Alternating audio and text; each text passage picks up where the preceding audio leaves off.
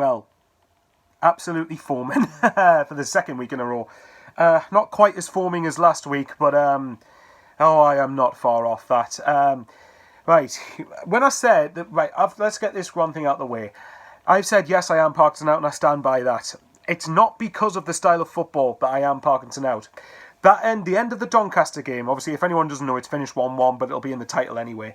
The main reason that I am Phil Parkinson out is, once again, you're waiting and waiting and waiting and waiting and waiting to bring players on when you can close the game down, see the game out. And I'd love to know where on earth our clean sheets have gone, by the way, because I know we need to do more going forward. But come on, if you're not going to keep clean sheets, you're going to struggle to win games. Simple as that. Shouldn't have allowed it. And I'm pretty sure when it was in the 91st minute, we ended up having a free kick or a goal kick, and we didn't manage the game from there. That's very poor from the side. Very, very, very poor. As far as I'm concerned with Parkinson, though, it's once again being reactive and constantly not changing a game while you've got the chance to protect a result. It's always being the same. And it's not just him. Jack Ross did this as well. It's always the case where you wait 20 minutes, say you've gone 60 minutes, 65 minutes, 70 minutes, 75, right, you're still not making changes, 75 minutes, 77 minutes, 79 minutes, 80 minutes. It's always the same thing, and that's why Phil Parkinson, in my opinion, will not get us promoted, because if you look at the table, had we actually tried to do our jobs defensively and actually see that game out, as we should have done, we would have... Let's check the table now, just to make myself even more depressed. We would have been on 24 points. We would have been 4th, so we've dropped 4 positions as a result of not seeing the game out there. We dropped 4. We would have been 1 point off second had we won that game. And I'm getting sick of this. I know people go, oh, it's Sunderland, but it shouldn't be. It shouldn't be. It's Sunderland. And that's not me having a go at people who say that, by the way. It shouldn't be that. When you've got a chance to win a game, see the game out, and actually get to a good position within the table, you should do it. You shouldn't be dropping points. We've chucked away 5 points from these last 2 fixtures. And why do I say that? Because we took the lead in both games, and both games didn't bother to see them out. It's not the performance today, actually, in large parts, was actually all right.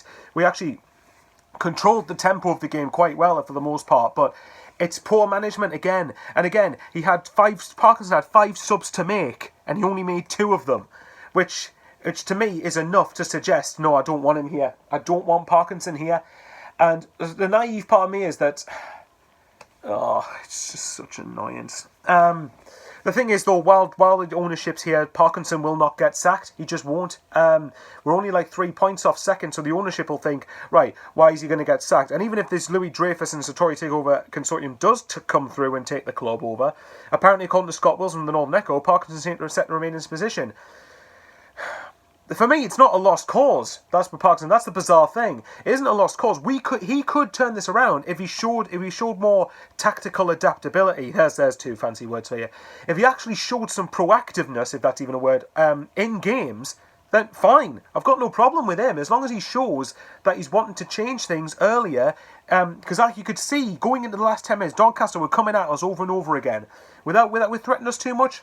In terms of goalmouth scramble chances, no, but you could tell that they were pressing us, and we were sitting deeper and deeper to 5-10 yards with every 30 or so seconds that passed us by, and he did nothing to try and prevent that. That is what I mean when I say proactive managers. Bring someone on who can control it. Now, in theory, bringing Max Power on should do that, because as much as I know, I've said before, I still believe he's better than what Sean says he is. He does do sideways and backwards passing. Granted, earlier in the game does it a bit too much. In that game, in that scenario, that's what you could have needed. Right, I'll leave it there. I'm trying very, very, very hard not to swear. And apologies if I have done to anyone who's offended by it. But not good enough. Not good enough. You can't be conceding goals every game. I know you need to do more going forward, but I'm sick of not keeping clean sheets now. You've got to start doing that again. But fair play to Donny. Kept going, didn't give up, but that should have been 3 points, not 1. I'll see you later for the Sunday brunch, the videos on SFC Fan TV, and the Q&A will be coming soon enough.